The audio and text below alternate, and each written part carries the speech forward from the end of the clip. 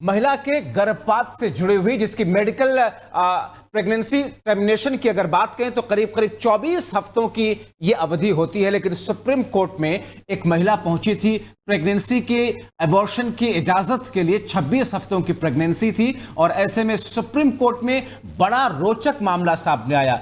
ये पूरा का पूरा मामला जब 11 अक्टूबर को सुनवाई के लिए शुरू हुआ, 2 जजों की एक पीठ इस पूरे मामले पर सुनवाई कर रही थी और दोनों जज अलग अलग राय रख रहे थे। दोनों जजों ने अलग अलग फैसला दिया। एक जज ने कहा कि इसमें प्रेगनेंसी टर्मिनेशन की इजाजत होनी चाहिए, तो दूसरे जज की निगाह में इसे बिल्कुल गलत ठहराया गया, क्योंकि कहा यह गया कि अगर बच्चा ठीक ठाक है, रिपोर्ट मेडिकल की है, उसके बाद में किसी को भी हक नहीं है उसे मारने का। ऐसे में यह पूरा का पूरा मामला उठ करके पहुंचता है सुप्रीम कोर्ट के चीफ जस्टिस के पास में। अब सुप्रीम कोर्ट के चीफ जस्टिस इस पूरे मामले को लेकर के क्या कहते हैं, क्योंकि ये पूरा का पूरा मामला अब सुप्रीम कोर्ट में पहुंचा, लेकिन इस पूरे मामले को लेकर के ज्यादा और ताजा जानकारी क्या है, हमारे सहयोगी काजल हमारे साथ में इस वक्त जुड़ी हैं। काजल, सुप्रीम कोर्ट में ये मामला सुनवाई के दौरान पहले 2 जजों के बीच में अलग अलग फैसला दोनों जजों का आता है, चीफ जस्टिस ऑफ इंडिया के पास ये मामला पहुंचता है। क्या कहा गया? अभी भी डिनायल मोड में सुप्रीम कोर्ट है, क्योंकि जो मेडिकल प्रेगनेंसी टर्मिनेशन का एक्ट है उसके अकॉर्डिंग 24 हफ्तों तक की इजाजत है, 26वें हफ्ते में चल रही है। गर्ची ये महिला मानसिक रूप से पीड़ित हैं, बीमार हैं, दवाइयां खा रही हैं, एम्स ने अपनी रिपोर्ट भी दी।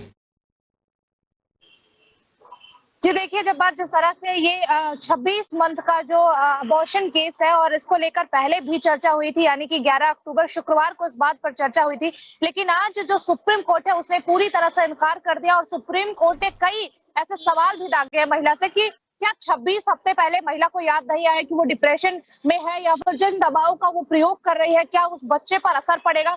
दरअसल ये मामला इस समय पर सुप्रीम कोर्ट ने सुनाया है जब इस बात की भी जानकारी सुप्रीम कोर्ट को हुई है कि जो एम्स का रिपोर्ट है, जिन दवाओं का महिला प्रयोग करती है, यानी कि डिप्रेशन में आकर जिन दवाओं का महिला प्रयोग करती है, उसका असर बच्चे पर जरा भी नहीं है, यानी कि बच्चा जो है वो पूरी तरह से सुरक्षित है।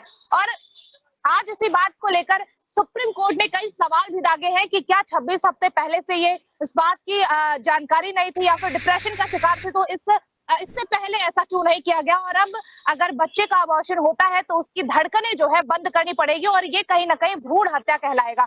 और इसे देखते हुए सुप्रीम कोर्ट ने इस अबॉर्शन से पूरी तरह से इनकार कर दिया। जब बात चलिए, बहुत शुक्रिया काजल इन तमाम जानकारी के लिए। तो सुप्रीम कोर्ट ने दरअसल इजाजत नहीं दी, क्योंकि अवधि 26 हफ्ते तक पहुंच चुकी है। हालांकि महिला मानसिक तौर पर पीड़ित है, बीमार है, एम्स की रिपोर्ट भी मंगवाई गई।